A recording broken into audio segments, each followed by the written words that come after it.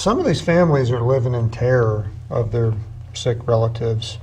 And this particular case, and you were familiar with that, I went out to a house where the son tore up the house, spray painted stuff on the walls.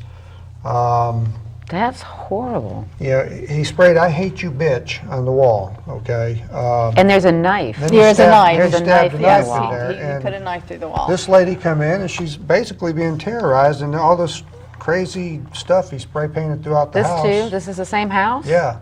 And people are afraid to come in and have the person taken even for an evaluation. They feel guilty sometimes. They feel too. guilty. Part of it is they feel like they don't feel hopeful that they can be treated, and they're used to living like this. I think a lot of people also fear that their loved one will, if I don't put up with this, they'll end up on the street or someone else will hurt them, and that is a real fear. But the question is, at what price to the family member? I think I would be really nervous about having this child live with me if I was the child's parent. And I would probably go to the courts and try to get a protective order At some to point, keep him away. Yes, you need to protect yourselves. But a lot of families feel guilty. Well, And I happened to find this particular individual hiding in a closet on his knees in the dark. And I had to tell you, it was a little startling to open that door and find him in there after seeing all these things. It was.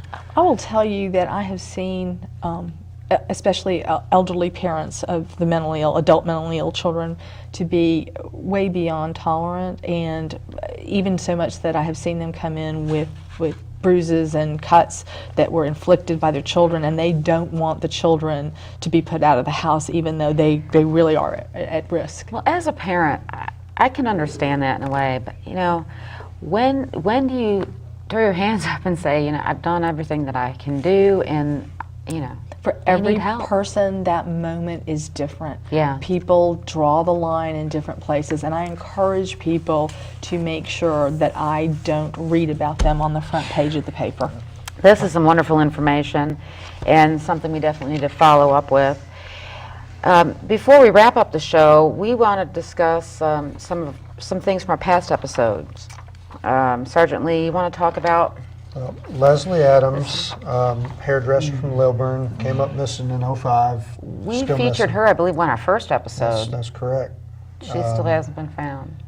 There was an article in the paper the other day by the family. They haven't given up. I haven't given up. I put a lot of time into that case myself. We had a march a couple of years We ago, and So this is sad. Somebody knows something. Somebody knows something. The reward's up to $25,000. The police have not named any suspects officially, but she came up missing right after filing a protective order. Another disturbing case here is a young man from Snellville named Justin Gaines. Came up missing. It's been a year now? Almost The exactly. year anniversary is coming up on the 2nd.